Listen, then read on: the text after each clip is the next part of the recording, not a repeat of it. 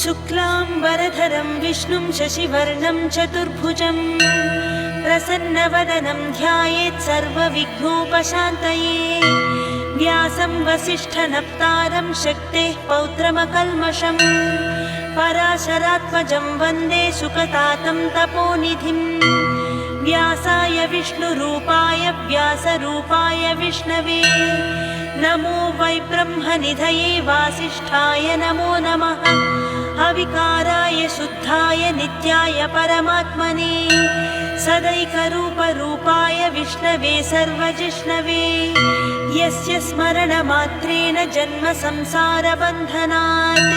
विमुच्यते नमस्तस्मै विष्णवे प्रभविष्णवे। ॐ नमो विष्णवे प्रभविष्णवे। श्रीवैशम्पायन उवाच श्रुत्वा धर्मानशेषेण पावनानि च सर्वशः युधिष्ठिरः शान्तनवं पुनरेवाभ्यभाषत। युधिष्ठिर उवाच किमेकं दैवतं लोके किं वाप्येकं परायणं स्तुवन्तः कं कमर्चन्तः प्राप्नुयुर्मानवाः शुभम्। को धर्मः सर्वधर्माणां भवतः परमो मतः किं जपन्मुच्यते जन्तुर्जन्म संसारबन्धनात्। श्रीभीष्म उवाच जगत्प्रभुं देवदेवमनन्तं पुरुषोत्तमं स्तुवन्नाम सहस्रेण पुरुषः सततोत्थितः। तमेव चार्चयन्नित्यं भक्त्वा पुरुषमव्ययम् ध्यायन् स्तुवन्नमस्यंश्च यजमानस्तमेव च। अनादिनिधनं विष्णुं सर्वलोकमहेश्वरं लोकाध्यक्षं स्तुवन्नित्यं सर्वदुःखातिको भवेत्। ब्रह्मण्यं सर्वधर्मज्ञं लोकानां कीर्तिवर्धनं लोकनाथं महद्भूतं सर्वभूतभवोद्भवं। येष मे सर्वधर्माणां धर्मोऽधिकतमो मतः यद्भक्त्वा पुण्डरीकाक्षं स्तवैरर्चयन्नरः सदा। परमं यो महत्तेजः परमं यो महत्तपः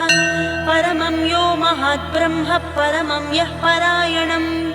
पवित्राणां पवित्रं यो मङ्गलानां च मङ्गलम् दैवतं देवतानां च भूतानां यो व्ययः पिता। यतः सर्वाणि भूतानि भवन्त्यादियुगागमे यस्मिंश्च प्रलयं यान्ति पुनरेव युगाक्षये। तस्य लोकप्रधानस्य जगन्नाथस्य भूपते विष्णोर्नाम सहस्रं मे शृणु पापभयापहम्। यानि नामानि गौणानि विख्यातानि महात्मनः ऋषिभिः परिगीतानि तानि वक्ष्यामि भूतये।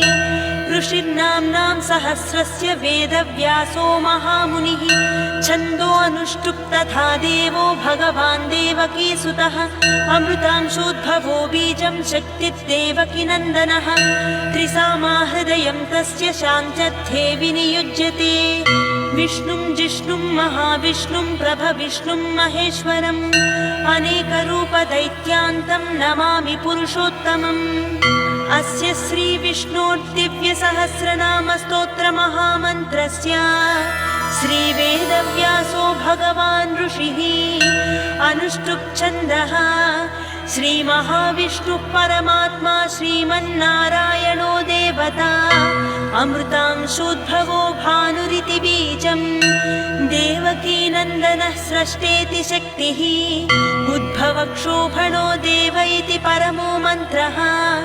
शङ्खभृन्नन्दकी चक्रीति कीलकम् शाङ्गधन्वा गदाधर इत्यस्त्रम् रथाङ्गपाणिरक्षोभ्य इति नेत्रम्। त्रिसामा सामगः सामेति कवचम्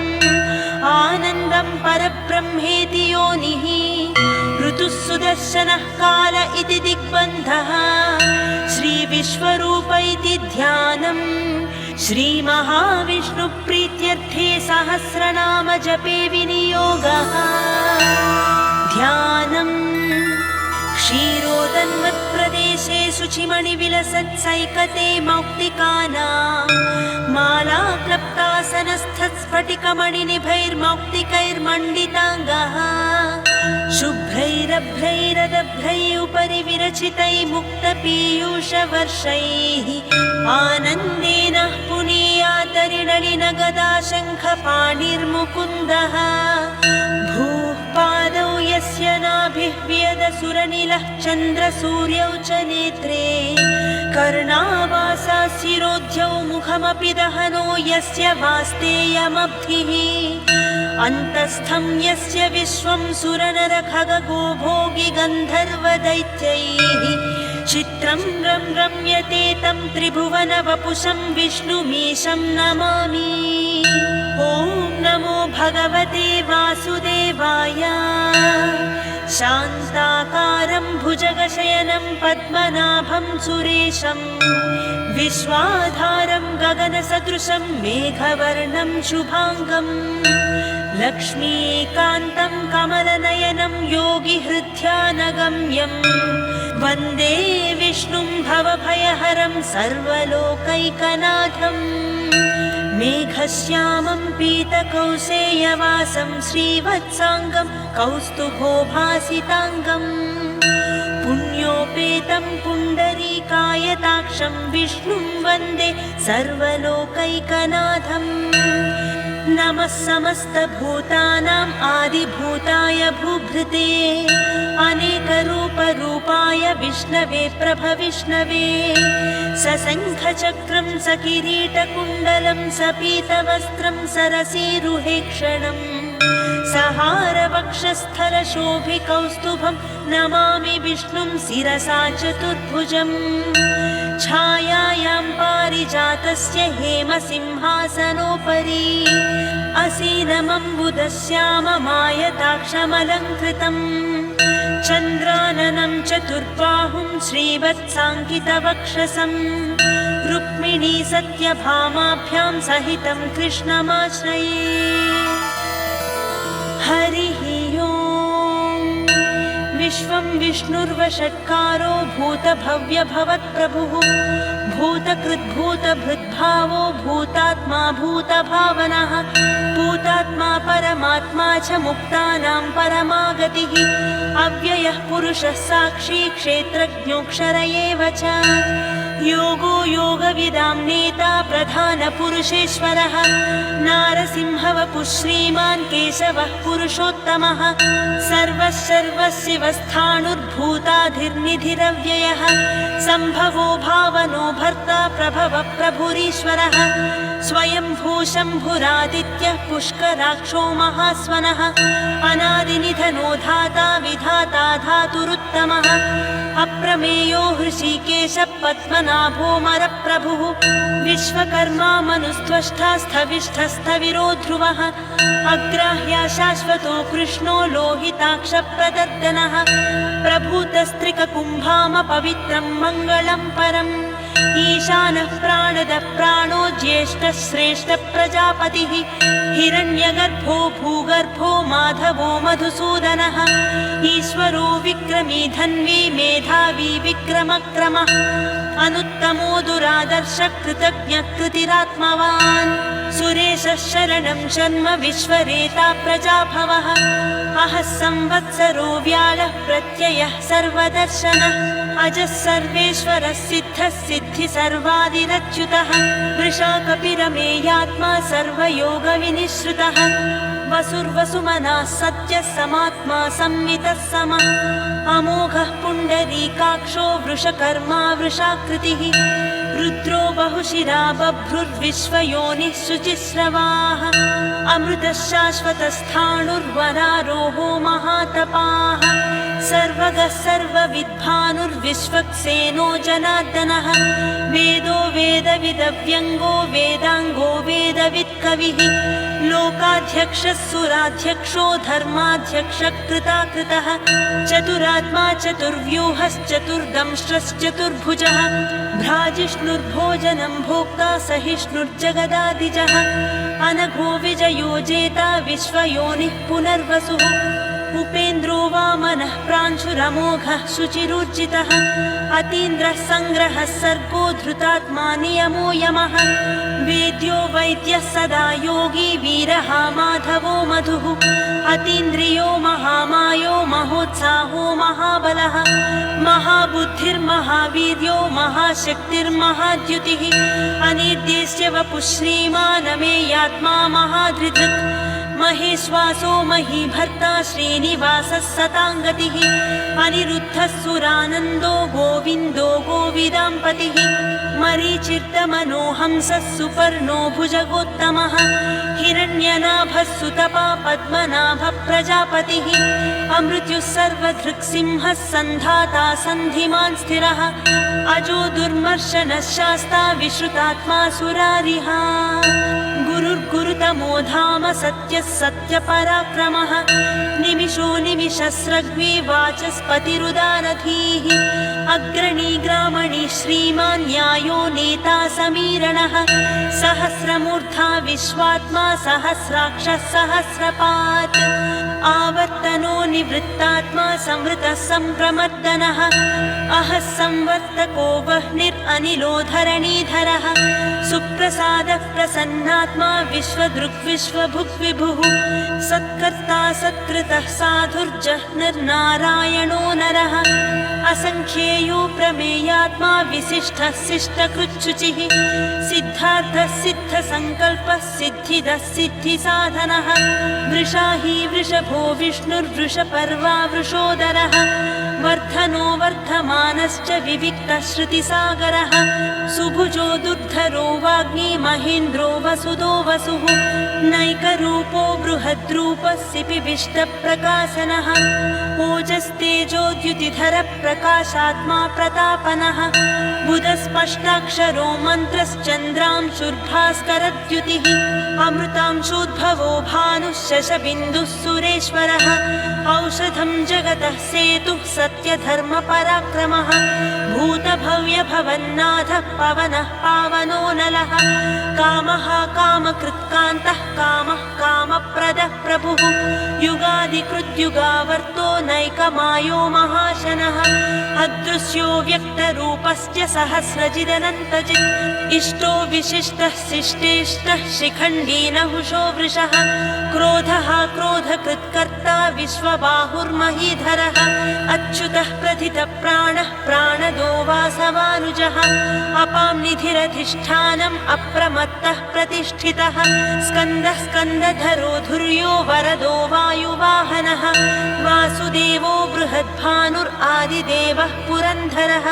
अशोकस्तारणस्तारः शूरः सौरिर्जनेश्वरः अनुकूलश्च तावर्तः पद्मी पद्मनिभेक्षणः पद्मनाभोरविन्दाक्षः पद्मगर्भः शरीरभृत् महर्धिर्रुद्धो वृद्धात्मा महाक्षो गरुडध्वजः अतुलः शरभो भीमः समयज्ञो हविर्हरिः सर्वलक्षणलक्षण्यो लक्ष्मीवान् समितिञ्जयः विक्षरो रोहितो मार्गो हेतुर्दामोदरः सहः महीधरो महाभागो वेगवानमिताशनः उद्भवक्षोणभो देवः श्रीगर्भः परमेश्वरः करणं कारणं कर्ता विकर्ता गहनो गुहः व्यवसायो व्यवस्थानः संस्थानस्थानदो ध्रुवः परद्धिः परमस्पष्टः तुष्टः पुष्टः सुभीक्षणः रामो विरामो विरजो मार्गो नेयो नयो नयः वीरः शक्तिमतां श्रेष्ठो धर्मो धर्मविदुत्तमः वैकुण्ठः पुरुषः प्राणः प्राणदः प्रणवः पृथुः हिरण्यगर्भः शत्रुघ्नो व्याप्तो वायुरधोक्षजः ऋतुः सुदर्शनः कालः परमेष्ठी परिग्रहः उग्रः संवत्सरो दक्षो विश्रामो विश्वदक्षिणः विस्तारस्थावरस्थाणुः प्रमाणं बीजमव्ययम् अर्थोऽनर्थो महाकोशो महाभोगो महाधनः अनिर्विण्णः स्थविष्ठो भूधर्मो यूपो महामखः नक्षत्रनेमिर्नक्षत्री क्षमः क्षामः समीहनः यज्ञयुज्यो महेज्यश्च क्रतुः सत्रं सताङ्गतिः सर्वदर्शी विमुक्तात्मा सर्वज्ञो ज्ञानमुत्तमम् सुव्रतः सुमुखः सूक्ष्मः सुघोषः सुखदः सुहृत् मनोहरोजितक्रोधो वीरबाहुर्विदारणः स्वापनः स्ववशो व्यापी नैकात्मा नैककर्मकृत् वत्सरो वत्सलो वत्सी रत्नगर्भो धनेश्वरः धर्मगुप्धर्मकृद्धर्मी सदक्षरमनक्षरम् गभस्तिनेमि सत्त्वस्थः सिंहो भूतमहेश्वरः आदिदेवो महादेवो देवेशो देवभृद्गुरुः उत्तरो गोपतिर्गोप्ता ज्ञानगम्यः पुरातनः शरीरभूतभृद्भोक्ता कपीन्द्रो भूरि दक्षिणः सोमपो मृतपः सोमः पुरुजित्पुरुसत्तमः विनयोजयः सत्यसन्धो दाशार्हः सात्वतां पतिः जीवो विनयितो साक्षी मुकुन्दोमितविक्रमः अम्भोनिधिरनन्तात्मा महोदधिशयोऽन्तकः अजो महार्हः स्वाभाव्यो जितामित्रः प्रमोदनः आनन्दो नन्दनो नन्दः सत्यधर्मा त्रिविक्रमः महर्षिः कपिलाचार्यः कृतज्ञो मेदिनीपतिः त्रिपदस्त्रिदशाध्यक्षो महाशृङ्गः कृतान्तकृत् महावराहो गोविन्दः सुषेणः कनकाङ्गदी गुह्यो गभीरो गहनो गुप्तश्चक्रगदाधरः वेधाश्वाङ्गोजितः कृष्णो दृढः सङ्कर्षणोच्युतः वरुणो वारुणो वृक्षः पुष्कराक्षो महामनाः भगवान् भगहानन्दी वनमाली हलायुधः आदित्यो ज्योतिरादित्यः सहिष्णुर्गतिसत्तमः सुधन्वाखण्डपरशुर्दारुणो द्रविणत्प्रदः दिवस्पृक्सर्वदृग्व्यासो वाचस्पतिरयो निजः त्रिसामासामगः सामनिर्वाणं भेषजम्भिषक् सन्न्यासकृच्छमः शान्तो निष्ठा शान्तिः परायणम् शुभाङ्गः शान्तिदः स्रष्टा कुमुदः कुवलेशयः गोहितो गोपतिर्गोप्ता वृषभाक्षो वृषप्रियः अनिवर्ती निवृत्तात्मा संक्षेप्ताक्षेमकृच्छिवः श्रीवत्सवक्षा श्रीवासः श्रीपतिः श्रीमताम्बरः श्रीधः श्रीशः श्रीनिवासः श्रीनिधिः श्रीविभावनः श्रीधरः श्रीकरः श्रेयः श्रीमान् लोकत्रयाश्रयः स्वक्षस्वङ्गः शतानन्दो नन्दिर्ज्योतिर्गणेश्वरः विजितात्मा विधेयात्मा सत्कीर्तिश्छिन्न संशयः उदीर्णः सर्वतश्चक्षुरनीशः शाश्वतस्थिरः भूषयो भूषणो भूतिर्विशोकः शोकनाशनः अर्चिष्मानर्चितः कुम्भो विशुद्धात्मा विशोधनः अनिरुद्धो प्रतिरथः प्रद्युम्नोमितविक्रमः कालनेमिनिहावीरः शौरिः शूरजनेश्वरः त्रिलोकात्मा त्रिलोकेशः केशवः केशिहा हरिः कामदेवः कामपालः कामी कान्तः कृतागमः अनिर्देश्य वपुर्विष्णुर्वीरोऽनन्तो धनञ्जयः ब्रह्मण्यो ब्रह्मकृद्ब्रह्मा ब्रह्म ब्रह्मविवर्धनः ब्रह्मविद् ब्राह्मणो ब्रह्मी ब्रह्मज्ञो ब्राह्मणप्रियः महाक्रमो महाकर्मा महातेजा महोरगः महाक्रतुर्महायज्वा महायज्ञो महाहविः स्तव्यस्तव्यप्रियस्तोत्रं स्तुतिस्तोतारणप्रियः पूर्णः पूरयिता पुण्यः पुण्यकीर्तिरनामयः मनोजवस्तीर्थकरो वसुरेता वसुप्रदः वसुप्रदो वासुदेवो वसुर्वसुमनाहविः सद्गतिः सत्कृतिः सत्ता सद्भूतिः सत्परायणः शूरसेनो यदुश्रेष्ठः सन्निवासः सुयामुनः भूतावासो वासुदेवः सर्वासु निलयो नलः दर्पः दर्पदो दृप्तो दुर्धरोधा पराजितः विश्वमूर्तिर्महामूर्तिर्दीप्तमूर्तिरमूर्तिमान् अनेकमूर्तिरव्यक्तः शतमूर्तिः शताननः एकोनैकः सवः कः किं यत्तत्पदमनुत्तमम् लोकबन्धुर्लोकनाथो माधवो भक्तवत्सलः सुवर्णवर्णो हेमाङ्गो वराङ्गश्चन्दनाङ्गदी वीरः विषमः शून्यो घृताशीरचलश्चलः अमानीमानदो मान्यो लोकस्वामी त्रिलोकधृक् सुमेधा मेधजो धन्यः सत्यमेधाधराधरः तेजो वृषोद्युतिधरः सर्वशस्त्रभृताम्बरः प्रग्रहो निग्रहो व्यग्रो नैकशृङ्गो गदाग्रजः चतुर्मूर्तिश्चतुर्बाहुश्चतुर्व्यूहश्चतुर्गतिः चतुरात्मा चतुर्भावश्चतुर्वेदविदेकपात् समावर्तो निवृत्तात्मा दुर्जयो दुरतिक्रमः दुर्लभो दुर्गमो दुर्गो दुरावासो दुरारिहा शुभाङ्गो लोकसारङ्गः सुतन्तुस्तन्तुवर्धनः इन्द्रकर्मा महाकर्मा कृतकर्मा कृतागमः उद्भवः सुन्दरः सुन्दो रत्ननाभः सुलोचनः अर्को वाजसनः शृङ्गी जयन्तः सर्वविजयी सुवर्णबिन्दुरक्षोभ्यः सर्ववागीश्वरेश्वरः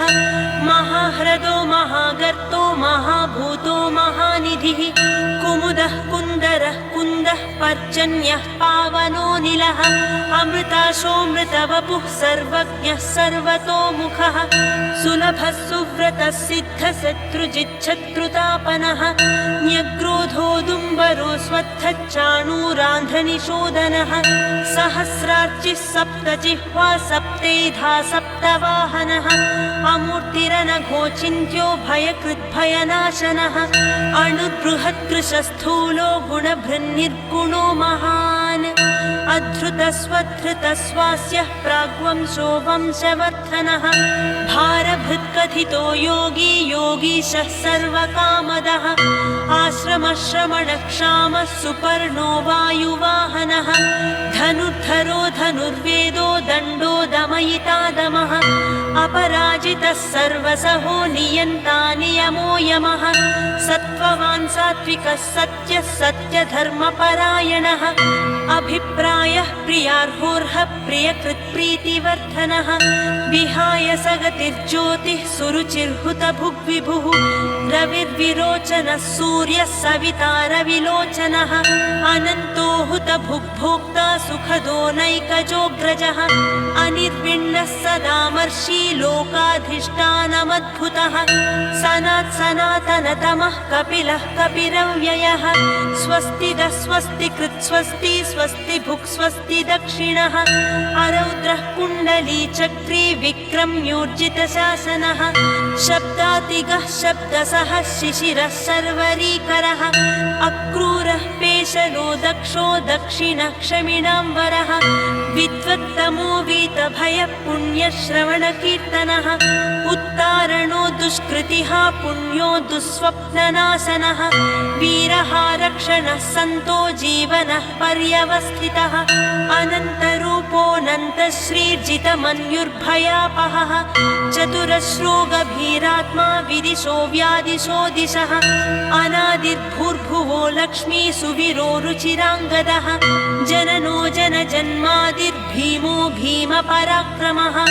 आधारनिलयो धाता पुष्पहासप्रजागरः ऊर्ध्वगः सत्पथाचार प्राणदः प्रणवः पणः प्रमाणं प्राणनिलयः प्राणभृत् प्राणजीवनः तत्त्वं तत्त्वविदेकात्मा जन्म मृत्युजरातिगः भूर्भुवः स्वस्तरुस्तार सविता प्रपितामहः यज्ञो यज्ञपतिर्यज्वा यज्ञाङ्गो यज्ञवाहनः यज्ञभृत्यज्ञकृत्यज्ञे यज्ञभुक्यज्ञसाधनः यज्ञान्तकृत्यज्ञगुह्यमन्नमन्नादयेव च आत्मयोनिस्वयं जातो वैखानः सामगायनः देवकीनन्दनः स्रष्टा क्षितीशः पापनाशनः शङ्खभृन्नन्दकी चक्री शाङ्गधन्वा गदाधरः रथाङ्गपाणिरक्षोभ्यः सर्वप्रहरणायुधः सर्वप्रहरणायुध ॐ नमः इति वनमाली गदीशाङ्गी शङ्खी चक्री च नन्दकी श्रीमान्नारायणो विष्णुर्वासुदेवोऽभिरक्षतु वनमाली गदीशाङ्गी शङ्खी चक्री च नन्दकी श्रीमान्नारायणो विष्णुर्वासुदेवोऽभिरक्षतु इतीदं कीर्तनीयस्य केशवस्य महात्मनः नाम्नां सहस्रं दिव्यानामशेषेण प्रकीर्तितम् य इदं शृणुयान्नित्यं यच्छापि परिकीर्तयेत् नाशुभं प्राप्नुयात् किञ्चित् सोमुत्रेह च मानवः वेदान्तगो ब्राह्मणः स्यात् क्षत्रियो विजयी भवेत् वैश्यो धनसमृद्धः स्यात् शूद्रः सुखमवाप्नुयात् धर्मार्थी प्राप्नुयात् धर्मम् अर्थार्थी चार्थमाप्नुयात् कामानवाप्नुयात् कामी प्रजार्थी प्राप्नुयात् प्रजाम् भक्तिमान् यः सदोत्थाय शुचिस्तद्गतमानसः सहस्रं वासुदेवस्य नाम्नामेतत् प्रकीर्तयेत् यशः प्राप्नोति विपुलं ज्ञातिप्राधान्यमेव च अचलां श्रियमाप्नोति श्रेयः प्राप्नोत्यनुत्तमम् न भयं क्वचिदाप्नोति वीर्यं तेजश्च विन्दति भवत्यरोगो द्युतिमान् बलरूपगणान्वितः रोगार्तो मुच्यते रोगात् बद्धो मुच्येत बन्धनात् भयान्मुच्येत भीतस्तु मुच्येतापन्न आपदः दुर्गाण्यतितरत्यासु पुरुषः पुरुषोत्तमम् स्तुवन्नाम सहस्रेण नित्यं भक्तिसमन्वितः वासुदेवाश्रयो मर्त्यो वासुदेवपरायणः सर्वपापविशुद्धात्मा याति ब्रह्म सनातनम् न वासुदेव भक्तानामशुभं विद्यते क्वचित् जन्म मृत्युजरा व्याधि भयं नैवोपजायते इमं स्तवमधीयानः श्रद्धा भक्तिसमन्वितः यज्ञेतात्मा सुखक्षान्ति श्रीधृति स्मृतिकीर्तिभिः न क्रोधो न च मात्सर्यं न लोभो नाशुभामतिः भवन्ति कृतपुण्यानां भक्तानां पुरुषोत्तमे द्यौस चन्द्रार्कनक्षत्राखं दिशो भूर्महोदधिः वासुदेवस्य वीर्येण विधृतानि महात्मनः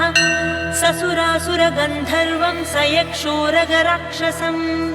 जगद्वसे वर्ततेदं कृष्णस्य सचराचरम् इन्द्रियाणि मनोबुद्धिः सत्त्वं तेजो बलं धृतिः वासुदेवात्मकान्याहुः क्षेत्रं क्षेत्रज्ञ एव च सर्वागमानामाचारः प्रथमं परिकल्पते आचारप्रभवो धर्मो धर्मस्य प्रभुरच्युतः ऋषयः पितरो देवा महाभूतानि धातवः जङ्गमाजङ्गमं चेदं जगन्नारायणोद्भवम् योगो ज्ञानं तथा साख्यं विद्या शिल्पादिकर्म च वेदाशास्त्राणि विज्ञानमेतत् सर्वं जनार्दनात् एको विष्णुर्महद्भूतं पृथग्भूतान्यनेकशः त्रीं लोकान् व्याप्य भूतात्मा भुङ्क्ते विश्वभुगव्ययः इमं स्तवं भगवतो विष्णोर्व्यासेन कीर्तितम् पठेद्य इच्छेत् पुरुषः श्रेयः प्राप्तुं सुखानि च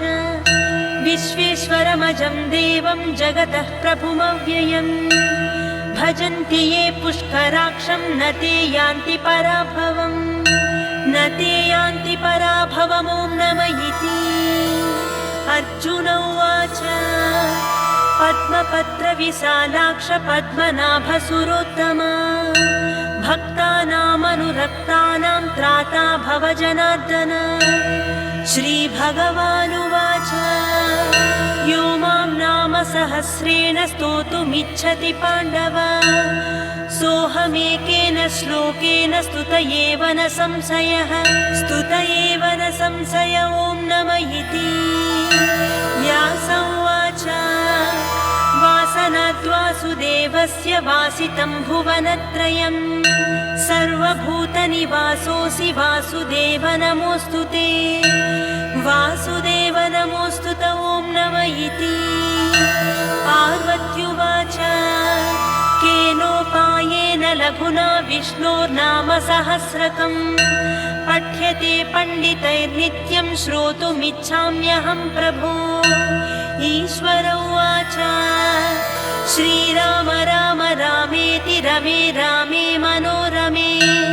सहस्रनाम तत्तुल्यं राम नाम वरानने श्रीराम राम रामेति रमे रामे मनोरमे सहस्रनाम तत्तुल्यं राम नाम वरानने राम नाम वरानन ॐ नमः इति ब्रह्मोवाच नमोऽस्त्वनन्ताय सहस्रमूर्तये सहस्रपादाक्षि शिरोरुबाहवे सहस्रनाम्ने पुरुषाय शाश्वते सहस्रकोटियुगधारिणे नमः सहस्रकोटियुगधारिणे नमो नमः इति सञ्जय उवाच यत्र योगेश्वरः कृष्णो यत्र पार्थो धनुर्धरः तत्र श्रीर्विजयो भूतिर्ध्रुवा नीतिर्मतिर्मम श्रीभगवानुवाच अनन्याश्चिन्तयन्तो मां ये जना पर्युपासते तेषां नित्याभियुक्तानां योगक्षेमं वहाम्यहम् परित्राणाय साधूनां विनाशाय च दुष्कृतां धर्मसंस्थापनार्थाय सम्भवामि युगे युगे आर्ता विषण्णा शिथिलाश्च भीताः घोरेषु च व्याधिषु वर्तमानाः संकीर्त्य नारायण शब्दमात्रं विमुक्तदुःखा सुखिनो भवन्तु कायेन वाचा मनसेन्द्रियैर्वा बुद्ध्यात्मना वा प्रकृते स्वभावात् करोमि यद्यत् सकलं परस्मै नारायणायेति समर्पयामि।